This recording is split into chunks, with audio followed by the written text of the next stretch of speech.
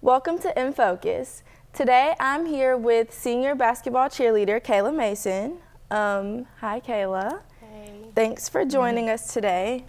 So I want to start out by asking what grade you were in when you started cheering for Arlington.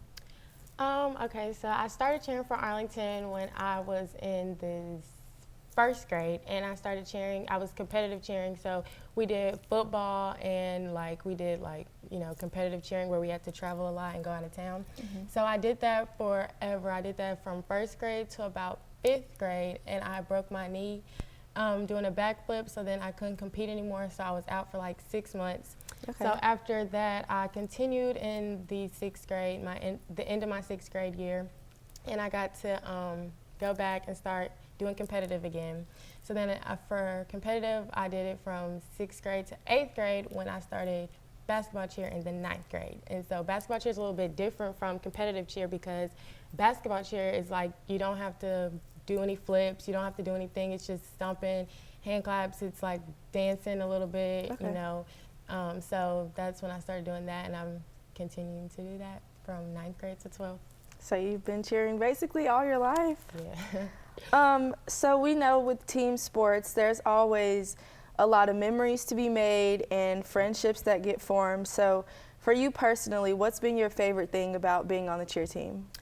Well, I used to always be shy from forever, so doing cheer helped me gain friends from Arlington. Right. So I gained a lot of friends from cheering. Like most everybody I know is like I used to cheer with them, so it's been cool to meet new people and meet new friends and it was easy to make friends by cheering.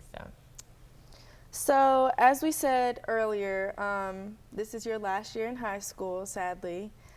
So what was it like at our most recent basketball game, knowing that you had just cheered for the last time in your high school career? It was really, really sad. It was actually really sad because it's like I've been cheering so long, and it's like now it's like about to come to an end for school cheering, and so it was really sad. I was really sad. Me and my there's four other of us, and we all were really sad that it was our last game to cheer. I bet. So how do you guys as a squad think you contributed to the success of the boys basketball team, since you guys have to be on the sidelines for the entire game, you guys can't miss a game, y'all are there every day for the boys. So how do you think that contributed to them doing good? Well, we always support them no matter what, win or loss. It's always support. So we always make sure we yell their names during the games, make sure they hear us. We always make sure we make signs and posters and stuff for them, for the blue crew and them, for them to hold. So we always make sure that they don't go unnoticed. We Right. noticed even with a loss, we noticed that they tried their best.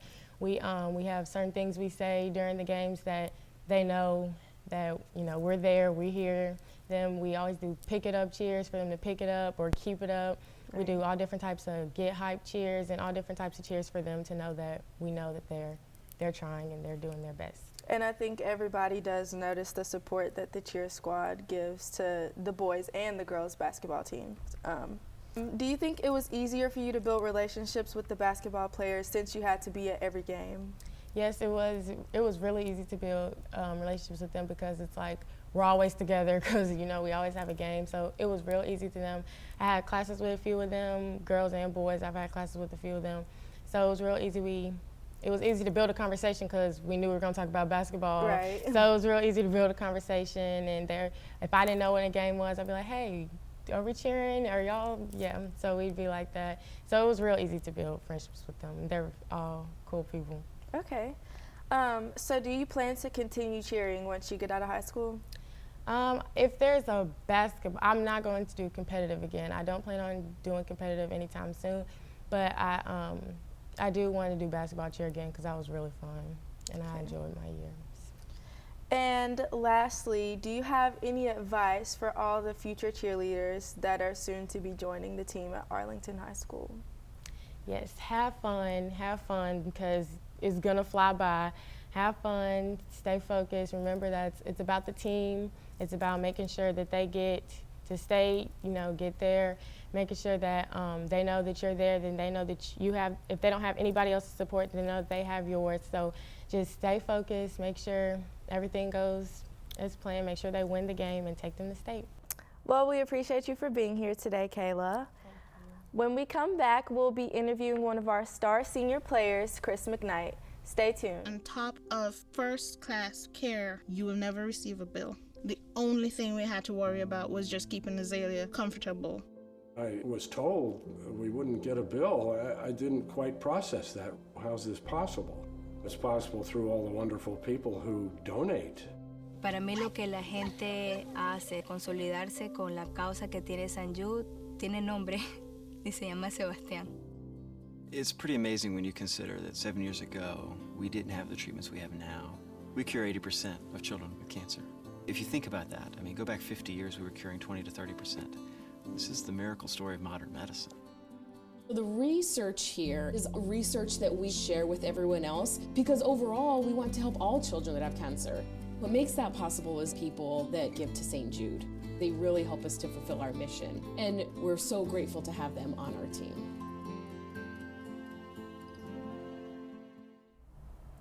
Welcome back to InFocus. I'm Faith Bell, joined with another one of our star basketball players. This is senior Chris McKnight.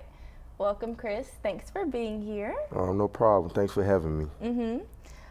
So tell us a little bit about your background and when you first realized that basketball was something you wanted to pursue.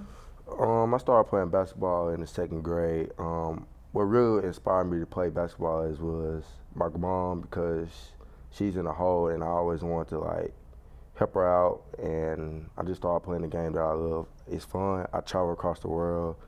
I've been to California, Las Vegas, LA. Basketball is just fun. It's been all season around. Cool. Okay, so how does being a basketball player give you traits like discipline and self-control when you're not on the court? It's hard because you got to wake up in the morning for school, then you got to get back to practice, then do it all over again, every day. Then you got some days you can work out on the weekends, taking out workout on the weekends, then I don't get days off. It's hard. Yeah, understandable. So tell me a few things about Coach Miller's style and how it differs from any other coaching style that you were used to in the past. Coach Miller is like an uncle to me because he's been having me since I was in 6th grade. Okay. I went to Bellevue, then my 9th grade year, I had went to Central. Then that's when Coach Mo came back in my life. He was like, hey, I need Chris over here to come play with Royal Egypt for 2 years. Then we could see what's happening senior year. So Coach Mo is like a different type of coach. He's like a fast-paced coach, pressing coach. His energy, his passion with the game is real love. He'll keep it real with you. He's not gonna sugarcoat nothing. He gonna get on you real tough. He's tough love, but it's more because of his energy. Okay. So we obviously know that you're a senior, and that means you're one of the oldest players on the team. So what type of pressures or responsibilities comes with that? It's no pressure. It's just I have to play every night, every day.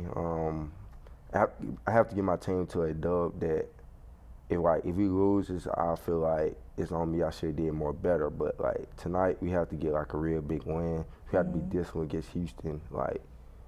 It's more like a responsibility that you can't let up. You have to be more active on court and stuff like that. Yeah. So being kind of the big brother of the team, how does that, shape you into a better person? Being a big brother is you have to be you're the head honcho of the house when your parents are gone. You just can't let little kids get in trouble and they'll come to you. You have to bring your team together and bond more. Okay. So you guys are on the road to state this year. What do you think the toughest challenge is that you've had to face individually? The toughest challenge is when my first 2 games, I was in the slump for a month. And then I had figured everything out, hey, I need to put my team back on the back, get back in the starting group, and work harder, do more. I bring more energy. Yeah. Okay, who would you say that the team's biggest competition has been so far this season, and why? I feel like it's Barley because we beat them 4 times for real. And then I say Cordova because Cordova came with a lot of energy, but Barley Yeah. really gave us a run for our money. Yeah. Like, we beat them 4 times. We beat them the first time by 7, the second time by 1, then another time by 1, then this time we beat them by 8. Well, that's a really big accomplishment, and I know Coach Mo is really proud of y'all for that. So, as the games progress, do you think that the process gets easier or harder as y'all continue to beat more teams? It's going to get harder because you got different teams in Murfreesboro and Nashville that actually put in work that's like big, stronger, and faster as well. So Right. they say we're a young team, but we don't play like we young. We have like young moments in the game, but we actually don't play like we young. We just small, big. That's like change the environment in a year. But like Murfreesboro and Nashville teams, those teams are big and they're like more competitive, more faster. Okay. And is there any advice that you want to give to the team as they continue to grow next year without you? My advice is that y'all have to be more leaders. Like Madison have to be a leader because he's going to be a senior. Phil have to be more vocal with each other, like lead his team. And Jace, you have to be Jason, Jake. Y'all have to continue doing what y'all doing, playing defense and taking charges, and just try to get a ring. This year we get a ring, and next year we get a ring. I love the confidence, and that sounds like really good advice from a great big brother figure on the team. So thank you guys so much for joining us, and congratulations to both teams on their prosperous seasons. I am incredibly, incredibly proud to be a physician here at St. Jude, to be in a place where I know my patients are going to get the top-notch care, not only care, but also research happening 24 hours a day, 7 days a week. Every single person that contributes is a part of that St. Jude family that makes that happen. Because of the research, because of all the donors, because of everyone that is really committed to the mission of St. Jude, we're giving families hope.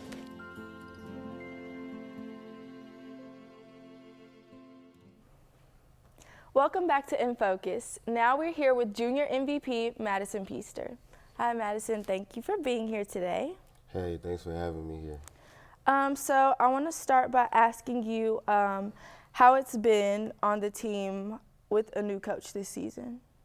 How it's been on the team for the new coaches, like for this year, it's been great so far. Like for him coaching us, we've been developing as a team, getting better chemistry, being able to win games. We couldn't finish the season because we weren't combining as a team at the end. Okay.